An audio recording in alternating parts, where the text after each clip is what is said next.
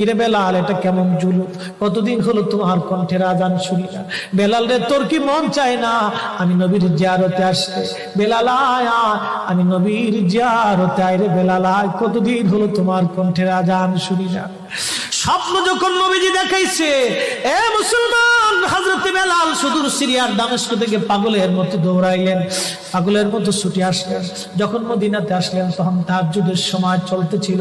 তাহাজ্জুদের সময় চলার সময় হযরত বেলাল রাদিয়াল্লাহু আনহু কাঠের জালি দিয়ে তখন রওজা শরীফ ঘিরে রাখা ছিল। ওই জালির পাশে বসে বসে জালির সঙ্গে মাথা ঠেকাইয়া নবীর পাগল বসে বসে গুনগুন গুনগুন করে কাঁদে আর বলে, হুজুর আপনি আসতে বলেছিলেন, গোলাম এসে হাজির হয়েছে।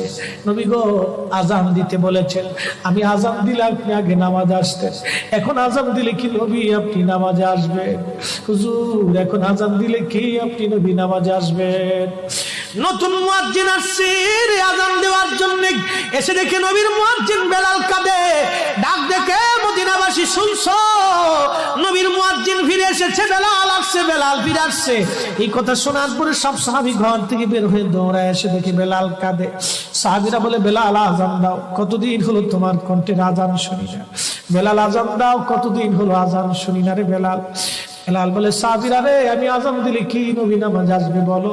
সালমান ফারসি রাদিয়াল্লাহু আনহু ডাক দেখে, সাহাবীরা আমাদের কথাই বেলাল আজান দিবে না, তোমরা যাও দেখো হাসান আর হুসাইন দুইজন ঘরের মধ্যে আছেন।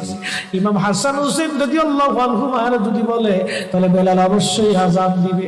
সালমান ফারসির পরামর্শে সাহাবীরা দৌড়ায় গেলেন। বর্তমান 7 নম্বর গেট বাবুস সালাম বরাবর একটা মসজিদ আছে, মসজিদে আলী। এটাই ছিল হযরত ফাতেমা রাদিয়াল্লাহু আনহার বাড়ি। এই বাড়িতে দৌড়ে যাওয়ার পরে ইমাম হাসান হুসাইন রাদিয়াল্লাহু আনহুমা দুইজনকে নিয়ে আসা হলো। দুইজনকে নিয়ে আসার পরে হযরত ইমাম হাসানকে দেখতে আমার নবীর মতো দেখা যাইতো, চেহারাটা রাসূল করিমের চেহারার মতো ছিল। নাতি দৌহিত্র নানার চেহারা পেয়েছিলেন, ইমাম হুসাইন ও নানার সুরত পেয়েছিলেন। দুই ভাই নানার সুরত পেয়েছিলেন। হযরত বেলাল রওজা শরীফ থেকে উঠে হযরতে হাসানের বুকের মধ্যে মাথা ঠেকায় কাঁদতেছে, ইমাম হুসাইনের বুকের মধ্যে মাথা ঠেকায় কাঁদে। হযরত ইমাম হাসান ডাক দেখে, নানার মুয়াজ্জিন, কতদিন হলো তোমার কণ্ঠে আজান শুনি না। যে কণ্ঠ দিয়া নানার আজান শুনাইতা, যাও গো ওই কণ্ঠ দিয়ে আমাদেরকে আজান শোনাইয়া যাও।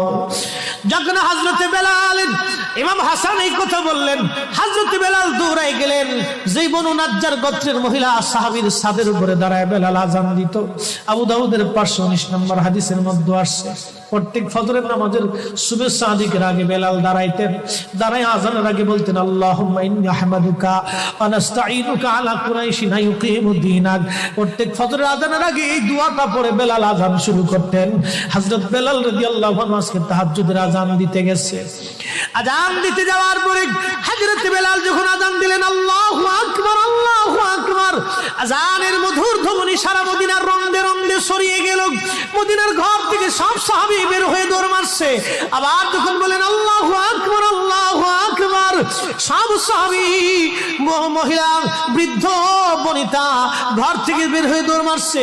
যখন বলল আশহাদু আল্লা ইলাহা ইল্লাল্লাহ, মদিনার ঘর থেকে সব মহিলারা ঘর থেকে বের হয়ে দৌড় মারছে রে, আর কান্না করে, নবী বুঝি ফিরে আসছে রে। আবার যখন বলেন আশহাদু আল্লা ইলাহা ইল্লাল্লাহ, তখন মদিনার মানুষ কান্না করতেছিল, গুন গুন গুন গুন করে কান্না করে। মদিনার ভিতরে আওয়াজ বের হয়ে গেল, নবী বুঝি আসছে রে, নবী বুঝি ফিরে আসছে রে, নবী বুঝি ফিরে আসছে রে, নবী বুঝি আসছে। হযরত বেলাল যখন বলেন আশহাদু আন্না মুহাম্মাদুর রাসূলুল্লাহ, মদিনার মাটিগুলি থরথর থরথর করে কেঁপে উঠছে রে। মদিনার মানুষের কান্না বেড়ে গেল। হযরত বেলাল অজ্ঞান হয়ে জমিনের মধ্যে পড়ে গেলেন, তিনি বেহুশ। নবীর আশিক বেহুশ হয়ে গেলেন। বেলালের মতো আশিক যদি আমরা হইতাম, এ দুনিয়ায় নবীর দেখা পাইতাম, এ দুনিয়ায় নবীর দেখা পাইতাম। যখন